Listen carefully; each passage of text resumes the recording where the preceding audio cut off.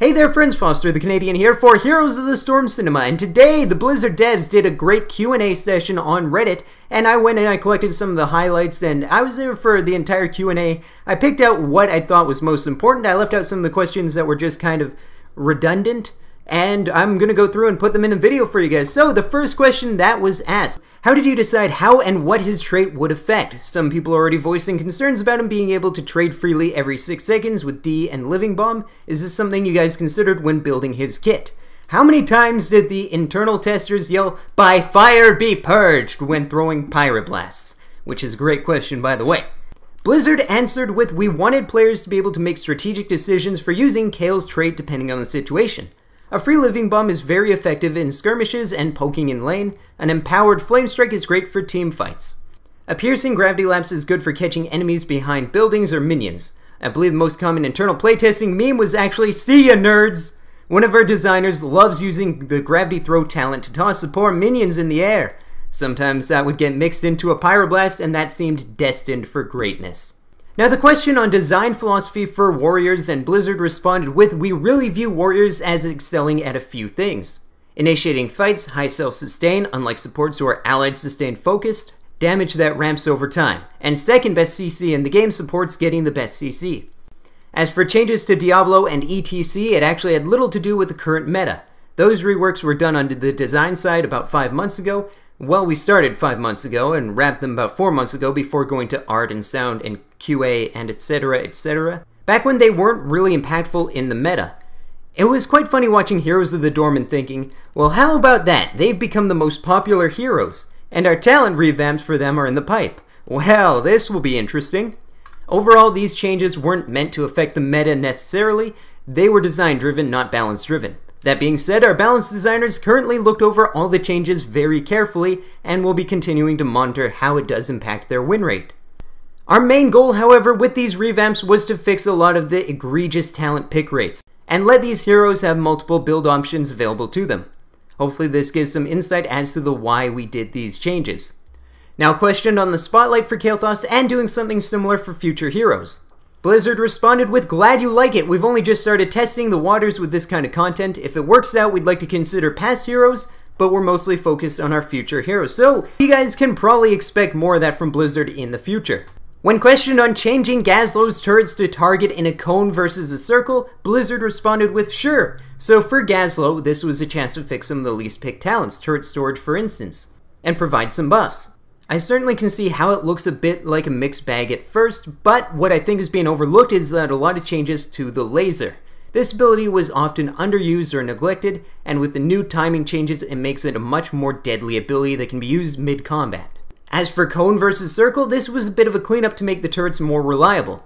Before, it would pick random targets in a circle around its primary target, but now it's going to be able to hit targets that are close to the turret and are en route from the turret to its target.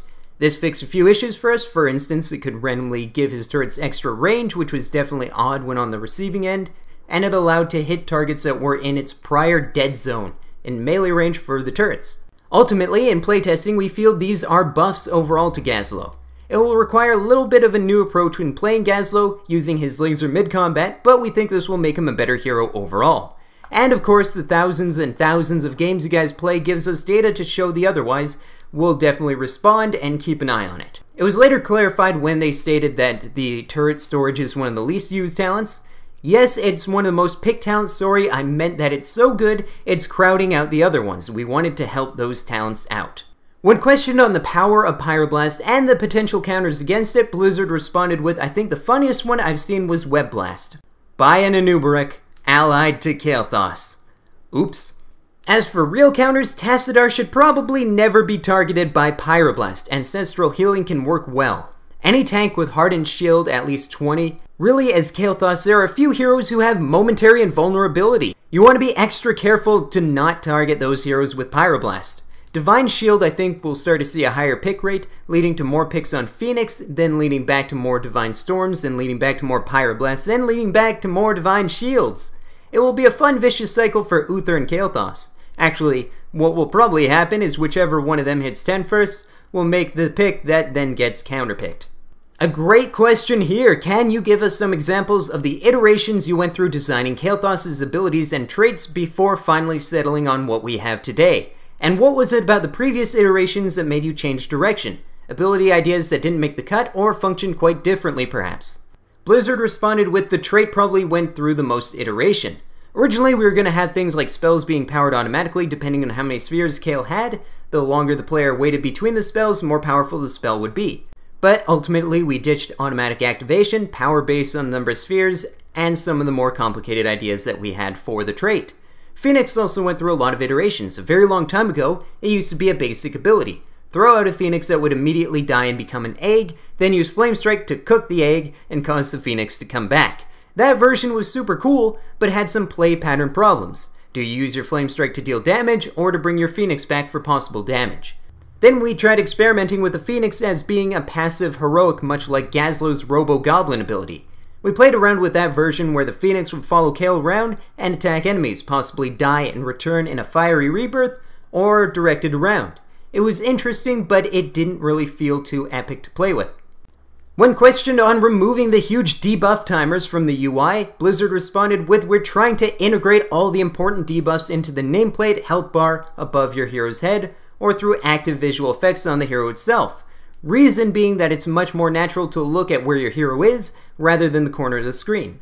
We're also trying to lean on visual effects for some of the big buffs, and we have plans to customize the UI based on your hero's important buffs, similar to the current setup for Thrall. We'll continue to iterate on it. We want to get the most pertinent information to players as cleanly and loudly as possible." A good question here. I'm interested on how you guys see the warrior meta at this time. It seems as though the top 3 played warrior champs are Diablo, ETC, and sometimes Muradin, a pattern that will probably be made more apparent by recent changes to Diablo and ETC. If we're up to you, what would you do to bring up the other warriors to their level, or perhaps to nerf more stronger warriors? What is the general consensus that the Balance team has going forward in regards to making weaker heroes more viable? Keep up the amazing work, guys. Absolutely love playing the game right now. Blizzard responded with, "I'm super excited for this patch. I don't know what's actually going to happen with all the changes that went in, so I don't think we'll see a huge drop off in ETC Diablo play. I think Anubarak, who was already on the climb as more and more players saw the power of the cocoon, will start to shine. The usability fixes to his Q and E are not insignificant, and having the beetles home in on his targets is going to be pretty impactful. We've also got a slew of tricks to Muradin that I think will help him out as well. And as it stood, Arthas found himself being successful in kill comps. Hi Kerrigan, and now Kael'thas too? Sweet! And Tyrael was one of our highest win rate warriors. As for bringing up other warriors to their level, that leaves Sonya and Stitches. While we did some more changes to Sonya, who let's be honest isn't a true warrior, in the strictest of senses, that I will be helping. As for Stitches, he's one we definitely want to be careful with. There was a time in the days of yore of our game where we held Stitches to be the tankiest hero in the game. We've recently changed course on that and realized that Stitches' core strength is that he is the hookiest hero in the game. I think there are still very viable comps to run with Stitches, pick comps mostly, so as for changes to bring him more in line, it could be very small changes to his health or damage if need be. But I'd rather buff Stitches to their level than nerf all of our heroes, as I think we're continuing to get in better and better spots with all of them. Time may prove me wrong on this one though. And as for our general consensus, it's really a breakdown of can we make the weaker hero better by simply tweaking some of the numbers without blowing out their design weaknesses? If not, there are some design changes we can make to DQWER1, R2, or talents that would help better define the character and give our balance designers the hooks to make the character better. Now, seeing as long as this video is already and then I'm about halfway through, I'm going to be splitting this into 2 sections, part 1 Q&A here, part 2 Q&A, and a video coming very soon. So I hope you guys enjoyed watching this, and shout out to Blizz Johnsy and Centauric on actually doing this Q&A, because it's really great to have that kind of connection with the developers, and they answered a lot of questions, and they did it for a long time. It was about an hour and a half that they were sitting here answering all of our questions for us, so huge shout out to them, and until next time, this is Foster the Canadian for Heroes of the Storm Cinema, saying see ya.